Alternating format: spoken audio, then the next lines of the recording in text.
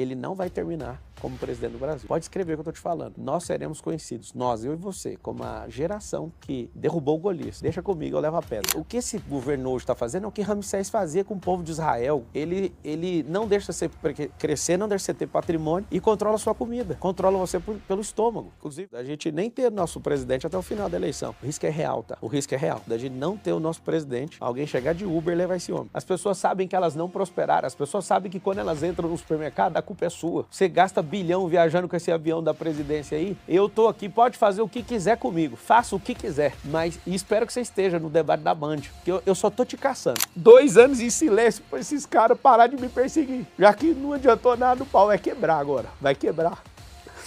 E por falar que você pretende alcançar o Brasil nessas eleições? Eu já alcancei. 97% do Brasil me conhece. Mas agora você tem que falar como candidato. Agora eu só preciso que 50 milhões de pessoas me odeiem. Na verdade, virtualmente só tem 3 candidatos.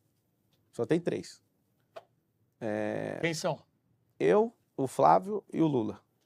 O Renan, aparentemente, conseguiu liberar esse partido aí de uma forma onde ele tem que prestar conta e prestar continência para alguém. Eu não vejo ele atacando o Lula, eu vejo ele só fazendo... O que você quer dizer com isso? Que ele conseguir ter o partido? O presidente da República, chamado Jair Messias Bolsonaro, não deu conta de fazer o Aliança, que era o partido dele. Como é que essa turminha fez? Não pode ter sido um mérito dele conseguir? Não, o mérito é dele, que o partido é dele. O problema é que o modus operandi mostra que tem alguma coisa por trás.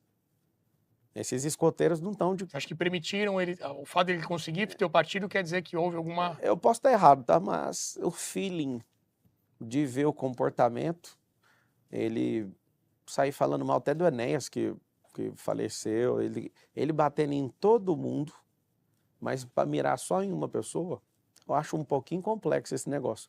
Não quero levantar contra a militância, você que acredita em algo novo, você tem que tomar cuidado que nem sempre o novo funciona, tá?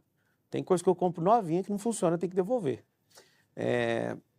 Mas dá para perceber que ali existe um patrocínio por trás. Eu vou chegar até aqui porque eu já recebi tanto processo, então eu acho que, ainda mais de gente que não tem relevância na política, eu acho que mais um processo é ruim, né?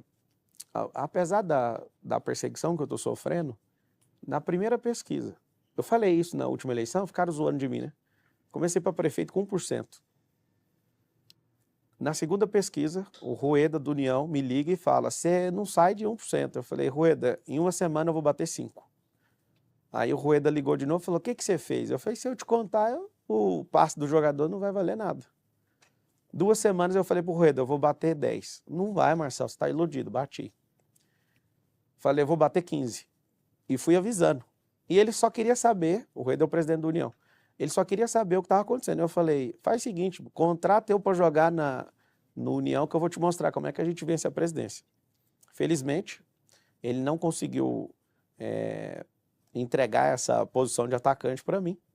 Não me iludiu nada disso, mas o composto do partido e da federação acabou freando isso aí. Acho que por alguns problemas pessoais de alguns e por interesses de quem vai ser presidente do Senado e da Câmara, o governo Lula acabou dando uma pressionada em algumas coisas.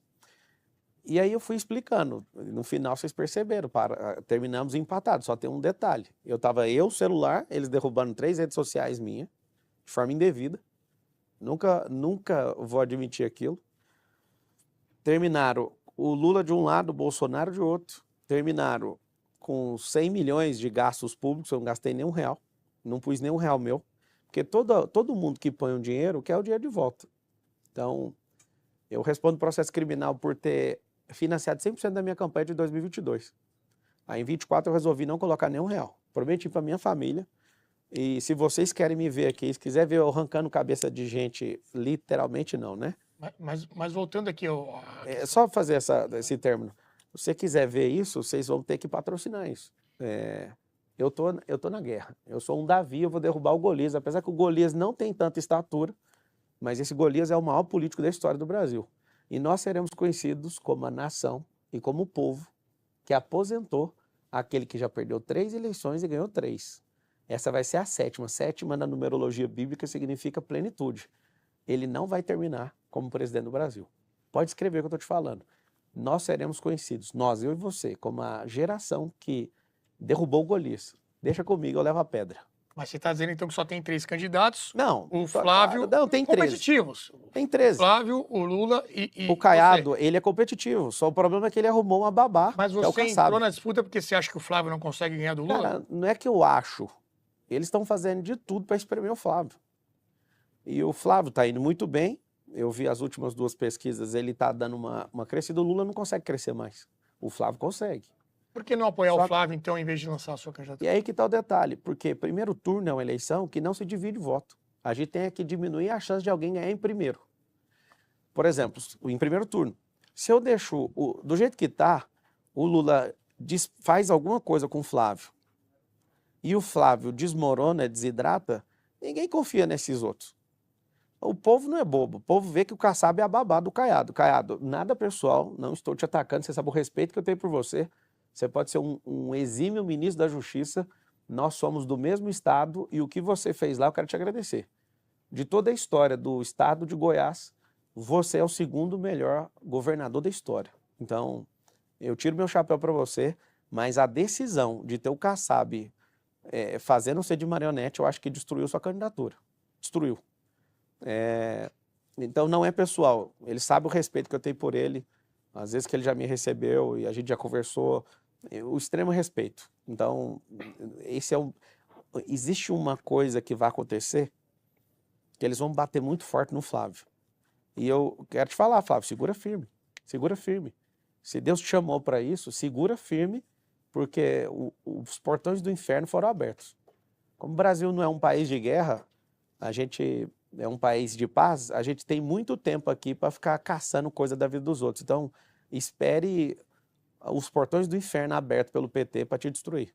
Marcelo, eu queria entender, na sua visão, se teve alguma mudança ao longo da corrida eleitoral. A gente estava em pré-campanha, na verdade, né? Porque algum tempo atrás, alguns meses, não me recordo da data, você chegou a manifestar um apoio ao Flávio, até se colocou à disposição para ajudar na estratégia de comunicação e tudo mais, e agora você está vindo candidato. Mudou a sua interpretação sobre as chances dele se eleger, sobre a campanha que ele vem fazendo? Não, acho que matematicamente o Flávio está indo muito bem. Nunca tivemos um candidato que tem apoio de presidentes de outros países. Só presidente mesmo. Nunca um candidato fora da situação, fora do governo, tem igual ele tem do Netanyahu, ele tem do próprio Donald Trump, do Milley, né? E de toda essa direita que está se formando de novo na América do Sul. Eu penso que nenhum dos outros candidatos estão com o Flávio. Na hora que a minha candidatura foi registrada, a primeira pessoa que eu liguei foi para o Flávio. E falei para ele, segue seu caminho em paz, que você não vai ter problema comigo. E falei essas palavras. Meus 2 filhos estavam comigo, a gente fez uma chamada de vídeo. Eu falei para ele, se o Senhor é com você, irmão, fique em paz. Então fique claro para parar toda hora alguém falando que o PT me mandou, não sei o quê. Ninguém manda em mim, a não ser o próprio Deus. Se Deus falar para eu desistir agora, eu desisto. Se Ele falar para eu ir até o final, para qualquer coisa, ir para a cadeia, eu estou pronto. Então fica aqui meu compromisso, vocês não precisam ficar preocupados comigo. Quem já está decidido o voto, siga seu voto. Só siga. Eu entrei nesse negócio para responder um chamado do meu coração. Que eu serei presidente do país é uma absoluta certeza da minha alma. Se é nessa eleição, na próxima, na outra, eu não tenho pressa, eu não sou um cara impaciente, inclusive, eu sei esperar. Agora, não tem ninguém nessa campanha eleitoral que pode servir de escudo. Então, antes de falar besteira, pensa que o Capitão América chegou com o escudo. Tudo que é natural, tudo que é belo, tudo que é perfeito, as pessoas querem destruir.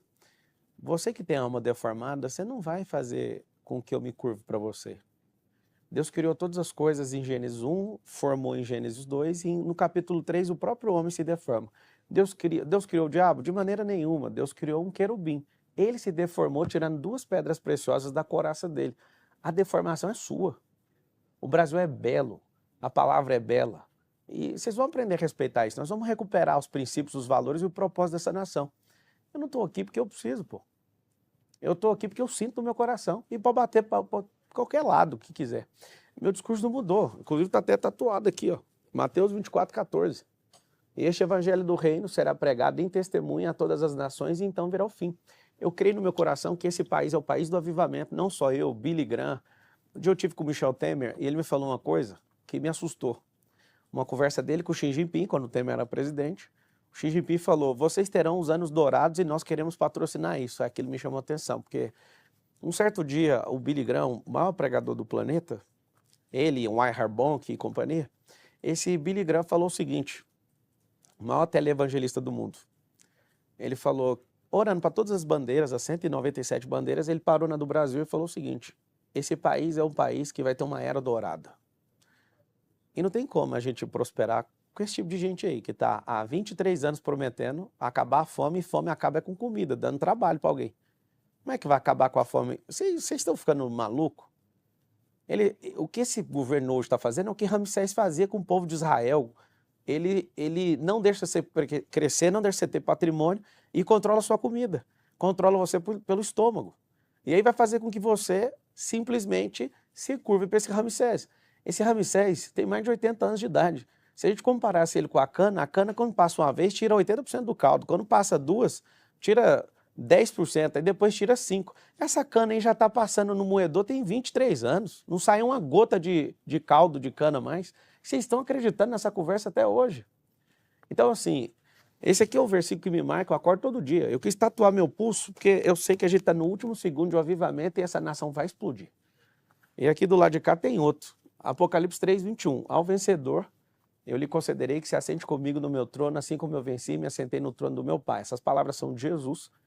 E vai existir um governo aqui na Terra. Esse governo está sendo alinhado. Sinais de vários livros da palavra estão apontando para isso. Engraçado, eu não sou religioso, mas eu sou um cristão que eu estou pronto para morrer pelo que está escrito na palavra. Na última candidatura, esse tipo de discurso não estava tão presente, mas você já começou essa assim. Por quê? Porque você perguntou. Eu estava lá no Roda Viva, eu falei, eu vou abençoar o povo. Aí aquela senhora, que eu não sei o nome, falou, mas por que você está usando essa palavra? Porque está no dicionário, pô. Você está me fazendo uma entrevista, eu converso assim todo dia. À toa que está tatuado no meu pulso, pô. Eu vivo isso. Eu tive entendimento sobre o reino dos céus. Primeiro a gente se convence, depois a gente converte o nosso coração, mas para ser reinante é quando você cumpre Marcos 10:29, né? Entregar tudo pelo reino. Eu fiz isso. E a perseguição vem de graça, do jeito que está lá, porque o Senhor Jesus promete. Você vai ter 100 vezes mais o que você entregar pelo reino, acompanhado de perseguição. Leia aí Marcos 10:29-30. E eu estou te respondendo a pergunta. Se você não tocasse nisso, eu não ia falar nada. Marçal, pensando nas propostas que você traria para o Brasil, né? Quem são os seus líderes políticos que você considera como modelos, países que deram certo, suas referências quando você pensa na forma de governar o país? Eu acho que a austeridade do Milei, e essa austeridade está custando caro, porque todo governo de esquerda é igual um vagabundo que pega a riqueza de uma família e destrói. E aí faz dívida no nome de todo mundo e depois tem que vir uns caras que entendem de dinheiro para resolver o problema e depois sobra para todo mundo. O Donald Trump, né, talvez o maior negociador que a gente já viu na era moderna. E ele sabe dominar a pauta da mídia, ele tem os prós e os contras dele, mas ele é um cara que, inclusive eu fiz questão de colocar no meu plano de governo que nós vamos liderar esse escudo das Américas na América Latina. O Donald Trump pode contar com o Brasil nisso. Nós vamos formar uma tríade Brasil, Estados Unidos e Israel, onde nós vamos segurar o tranco da loucura que a Terra vai começar a passar agora. Vai ter um reset econômico, tá? Tem boas programações para ferrar a humanidade. E se não tiver grandes nações de pé, a gente vai pagar caro por isso. Muito bem. É uma contestação sobre a sua candidatura que ainda não foi anexado às propostas, né, junto com o registro da candidatura. Por que não foi anexado e como que você enxerga? Tinha o programa de governo do Avalanche, como ele era candidato. Se eu simplesmente quisesse ter deixado dele, mas aí, como vai ter a retificação, já vai subir. Já tá o que você acha que são os pilares das suas propostas, o diferencial delas? Virtualizar, empresarizar e esporte, mudança de mentalidade. Virtualizar o país inteiro. A gente não tem mão de obra. Na linha da candidatura para prefeito? Não, isso aí foi de presidente. Mas você falava de esporte, você falava de... Não, mas falar de esporte não é virtualizar, empresarizar esporte e mentalidade. Tá. Inclusive, quiser checar, tem um plano de governo meu de 2022. A grande parte dele está sendo... Você segue naquela linha de 22. Sim, sim. Em que consiste esses planos, assim, resumidamente? Cara, virtualizar. A gente fica iludido com as profissões do passado, mas nos próximos 5 anos, 300 profissões vão deixar de existir. Então não tem o porquê a gente investir tantos bilhões em coisas que vão deixar de existir. A gente tem que investir em coisas que vão levar o Brasil para o futuro. Por exemplo, nós temos terras raras. Você vai para nióbio, você vai para grafeno. A gente tem que industrializar e criar um vale do grafeno e do nióbio no Brasil para deixar ele sair daqui industrializado. Então, tudo que vai fazer, cria um vale do nióbio, por exemplo, e vamos trazer para cá. A gente para de vender ele na tonelada e vender ele pronto. E aí chamar todas as nações, vocês querem nióbio? Quero. Então vocês vão vir para cá, vão industrializar ele aqui dentro e o nosso povo vai ganhar com a nota fiscal de saída de venda, não vendendo ele por preço de areia. E só para você ter uma noção, hoje o nióbio, ele é... O valor dele, a precificação é pela Bolsa de Valores de Londres. E a maior parte do nióbio mundial está no Brasil. E não faz sentido a gente operar desse jeito. Se a gente olhar para as riquezas que a gente tem, os próximos passos agora das grandes nações é controlar a riqueza natural. Porque no fundo, o dinheiro, como diz o Elon Musk, ele vai começar a perder o valor. Com excesso de bens e serviços, o dinheiro vai perder o valor. Apesar de ninguém acreditar, ninguém acredita, né? Você pergunta para o índio que estava aqui que um dia ia passar avião, ele não acreditava nem no barco, imagine avião. O dinheiro ele vai perder o valor, o dinheiro pecúnia. E tem uma coisa que está aproximando chamada singularidade, que inclusive até o tolo vai parecer sábio. Aí em Provérbios 17, 28 fala assim que se o tolo ficar calado, ele parece sábio, né? Só de ficar calado parece. Agora você imagina com a Neuralink, você imagina com recursos do Google, você conversando em real time com a pessoa sem ter estudado. Singularidade vai pôr todo mundo em pé de igualdade e não vai ter essas diferenciações. Vai ser um tempo terrível na Terra. Quem tiver minério, quem tiver coisas que são logicamente naturais, vai despontar como as nações mais poderosas. Eu acredito que o Brasil não perde para ninguém. Qual que na sua visão, depois desses anos aí já percorrendo candidaturas e envolto no cenário político, é a sua avaliação sobre os principais problemas do Brasil? Qual que é o seu diagnóstico hoje? Dívida pública nunca bateu 81% em relação ao PIB. Nós somos um povo que está dormindo. Em 1990, a China tinha um PIB menor que o do Brasil. Salvo engano, 360 bi, o Brasil tinha 420 bi em 1990. Os caras falaram, vamos criar uma grande nação. Aí o comunista, tá vendo? Ele vai falar da nação comunista. Você tem que estudar, tá? Depois que viraram metacapitalistas e colocaram grandes empreendedores e multibilionários, a China começou a virar um trator de esteira e investir em infraestrutura. Para você ter uma noção do que a China está fazendo, 3 anos de construção civil da China é 100 anos de construção dos Estados Unidos. Eles usaram mais cimento em 3 anos de explosão lá, que os Estados Unidos usou em 100 anos. Aí eu te pergunto, você que é brasileiro, em 1990, tudo que vinha da China a gente ficava zoando, chamando que era do Paraguai, que o Paraguai tem uma taxa menor, inclusive tem um monte de brasileiro indo para lá, porque lá você pega um carro lá, custa 80 mil, aqui custa 150 mil, você pega o mapa e você passa a caneta, do outro lado o negócio vale menos. Eu vi alguém perguntando por que o carro é tão barato no Paraguai. Não, que o preço é normal, no Brasil que é caro. Nós vamos propor baixar imposto, tem que revogar essa reforma tributária maluca, que eles deixaram para discutir depois da eleição, que vai ferrar todo mundo. Você vai fazer uma compra num lugar, já vai descontar o dinheiro na hora, ninguém vai ter nenhum spread, ninguém vai ter um tempo para gerir o dinheiro. Esse governo que não para de aumentar gasto vai acabar com o país, vai acabar com o país se você não tirar esses ratos daí. Desculpa, vai não levar mais um processo. A vontade que eu tenho é de... Mas o modelo é a China, Marcelo? Não, o modelo não é a China, o modelo é os Estados Unidos. Quem governa o mundo hoje é os Estados Unidos. Vou te dar um exemplo. Pode ficar falando o que quiser. A gente tem que ser o principal aliado dos Estados Unidos. Quando Donald Trump acordar, ele tem que lembrar, o Brasil vai me ajudar. Não é virar quintal de Estados Unidos. Os Estados Unidos quer a Groenlândia como quintal. Os Estados Unidos quer o Canadá como quintal. A gente está um pouquinho longe. Salvo engano, foi o Trump que ouviu isso. O Trump não, o Temer. Alguém dos Estados Unidos perguntou, acho que foi o próprio Trump. Que dia que você vai capturar o Maduro? Inclusive tem um risco da gente nem ter nosso presidente até o final da eleição. O risco é real, tá? O risco é real. Da gente não ter o nosso presidente, alguém chegar de Uber e levar esse homem. Eu não sei se eu posso desejar alguma coisa aqui, depois o delegado da Polícia Federal vai me ligar, vai me pôr em mais um inquérito, né? Inclusive nas próximas eleições, quem for presidente ou quem for governador, faz um favor, vamos mudar a eleição, a lei eleitoral, descompatibiliza, sai do cargo para você descer pro ringue para tomar pancada de igual para igual, porque não pode falar nada do presidente do Brasil. A primeira coisa que aconteceu depois que eu falei a Polícia Federal atrás de mim, você falou mal do presidente, eu falei, esse cara nem era o presidente ainda, eu falei de um cara que estava encarcerado. E acabou, o inquérito foi arquivado. Mas a gente tem um risco sério acontecer nesse ano. Essa eleição, Eu tinha previsto que ia ter, não 13 candidatos, eu tinha previsto 20, mas o povo não deixa o povo sair.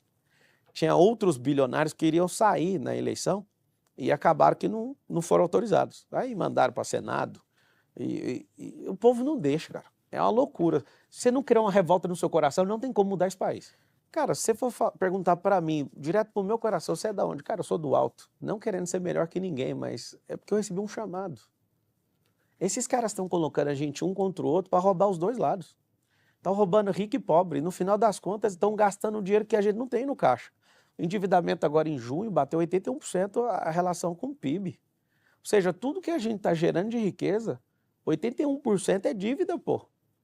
Esses caras estão cumprindo um plano. Eu lembro quando eu era adolescente, 16 anos de idade, eu vi o Lula. O Lula era uma esperança, cara. Eu nunca caguei na urna, mas eu vi ele com 16 anos de idade porque eu era pobre, pô. Eu vi ele no palanque em Goiás com o finado Íris Rezende Machado, que era o candidato a governador. E eu vi aquilo, eu falei, cara, esse cara veio de pau de arara, esse cara vai ser um presidente que vai mudar. Você, Luiz, é a maior decepção que esse país já teve. Você, vindo do mesmo lugar que eu vim, você tinha que ter feito o povo prosperar, e esse povo não prosperou. Amaldiçoado seja tudo que você fez para continuar como o Ramsés fez, para continuar fazendo o povo miserável. Você manobra o intestino das pessoas. As pessoas sabem que elas não prosperaram, as pessoas sabem que quando elas entram no supermercado, a culpa é sua. Você gasta bilhão viajando com esse avião da presidência aí, em férias até hoje, ou lua de mel, não sei o que você está fazendo, mas você, no fundo da sua alma, sabe que é mentira o que você está fazendo. Você não vai acabar com fome nenhuma, que você não dá conta de fazer isso. Que acaba, a fome é inchada, porque capim nunca acabou. Enquanto tiver capim, tiver inchada, não tem negócio de fome. Você criticava o Fernando Henrique Cardoso, que ficava dando vale leite, vale gás, e o que você fez? Você falou, deixa comigo que eu vou paralisar 50 milhões de pessoas. Você fez várias cidades do país ter mais gente ganhando auxílio do que carteira assinada. As maiores empresas que tinham aqui nesse país foram embora por causa da sua política. Você é uma criação de laboratório dentro da USP mal criada e nós jamais nos curvaremos para isso. Eu estou aqui, pode fazer o que quiser comigo, faça o que quiser, mas espero que você esteja no debate da Band, porque eu só estou te caçando. E eu vou contar algo que vai acontecer logo após essa eleição, tá? Escreva. Vai ter uma debandada do PL depois dessa eleição. Aconteça o que for. Flávio for presidente ou não, vai ter uma debandada por conta de valores ideológicos. Eu cansei de ouvir senadores, e não vou expor ninguém, e deputados que não concordam com o modus operandi do PL. Isso aqui, então agora ele... Não, eu não estou falando mal, estou te falando que o Bolsonaro, independente do que você acha, ele perdeu uma eleição num partido de centro e ganhou num partido livre, de direita e pequeno. Então o risco da gente, não, ganhar uma eleição é muito grande. Fernando Collor de Mello, apesar de ter sido uma praga para esse país, ele ganhou num partido, não. Bolsonaro ganhou num partido, não. A probabilidade de nós derrotarmos o Golias num partido, não, é gigantesca, gigantesca. Por que eu falo gigantesco? Porque toda mudança de polarização só aconteceu desse jeito. Ninguém deixa sair. Eu queria estar nessa eleição agora com União Brasil, vindo com potência máxima, ligada à turbina, mas eles não deixaram, cara. Por que eles não deixaram? Porque a política é manipulada. Se não tiver uma ira no seu coração, se você não acordar nesses próximos 47 dias... Por exemplo, o presidente falou que, ele falou, abre aspas, Luiz, o PT é uma merda, mas é uma merda minha. Você tem a chance de pegar uma caixa branca e apertar um botão. Esse botão verde vai ser o botão de descarga no dia 4 de outubro. No dia que eu aposentar, eu vou contar tudo que está acontecendo. Quantos milhões alguém pede para fazer uma coisa, mas eu não posso falar agora, se eu não consigo ajudar vocês. Entende ou não? Que está um cidadão desesperado, que poderia ir para a Suíça, não para viver igual os políticos, igual o filho do Lula está querendo viver para fugir de alguma coisa.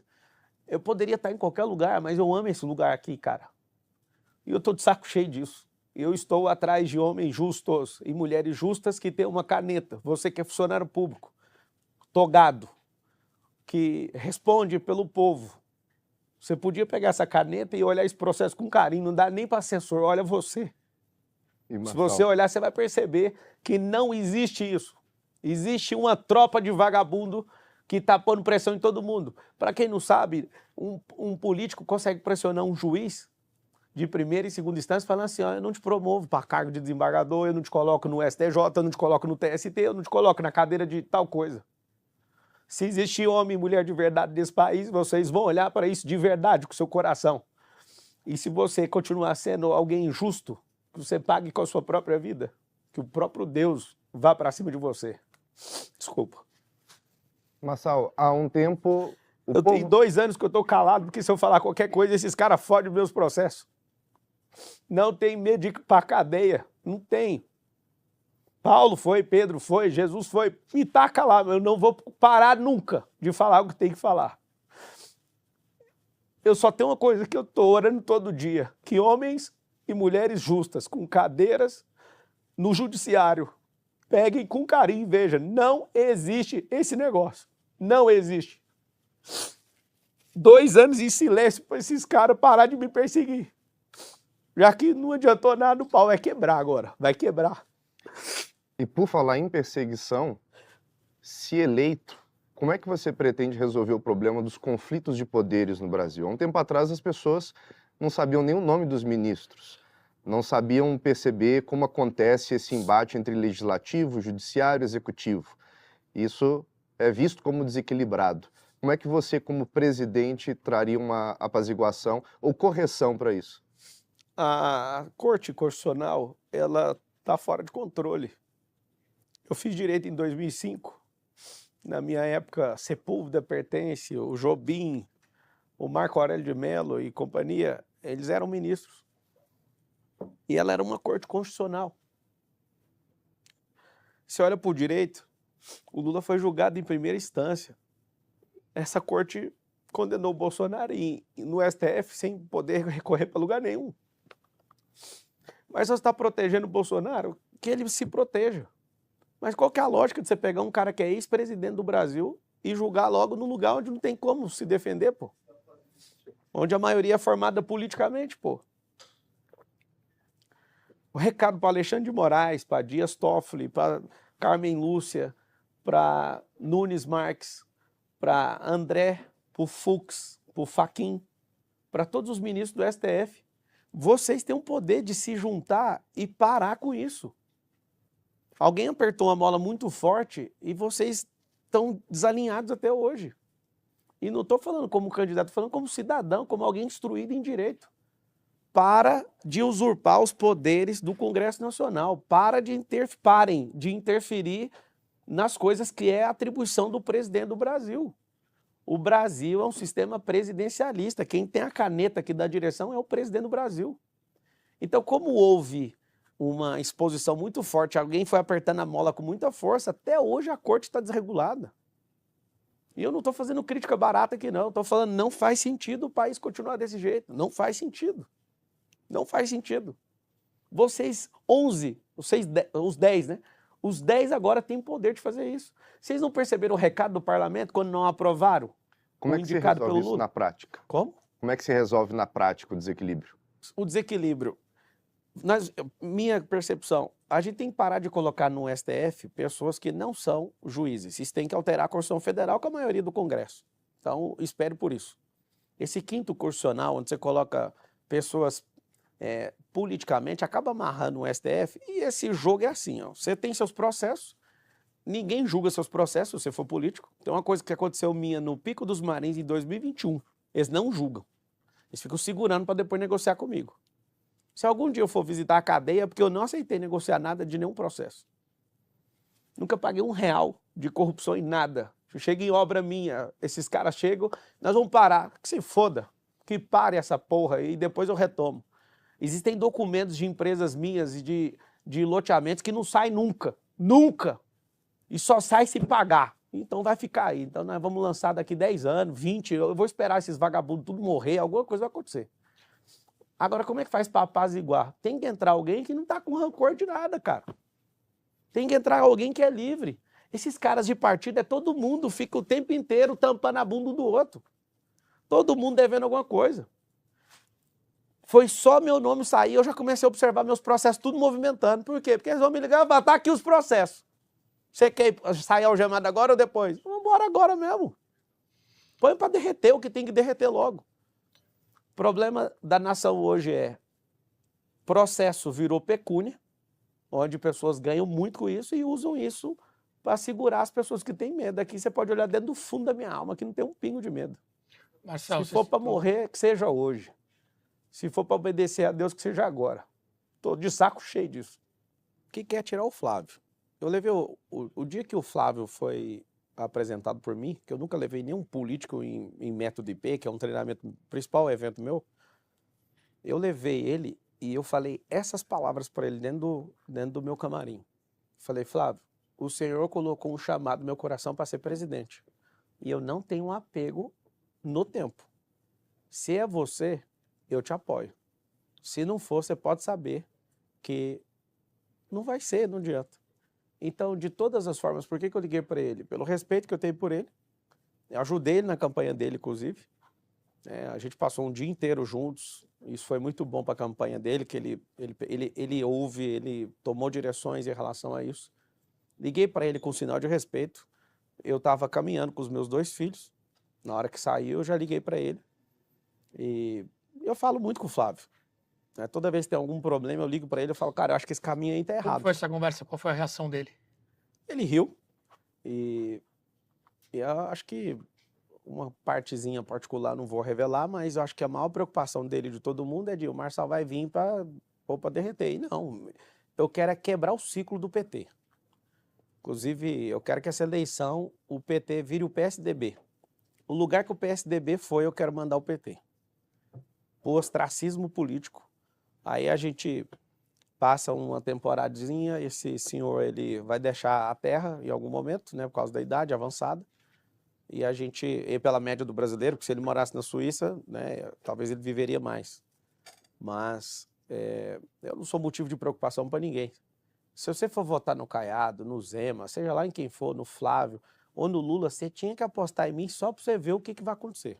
Você não precisa votar em mim, só precisa apostar. Já que o Brasil virou apostador, porque não tem investidor aqui, aposta nesse cavalo aqui para você ver o que vai acontecer. E eu quero agradecer a todos vocês que me deram 1.719.000 votos em São Paulo. Vocês não desperdiçaram o voto está aqui dentro. Vocês depositaram o voto em mim.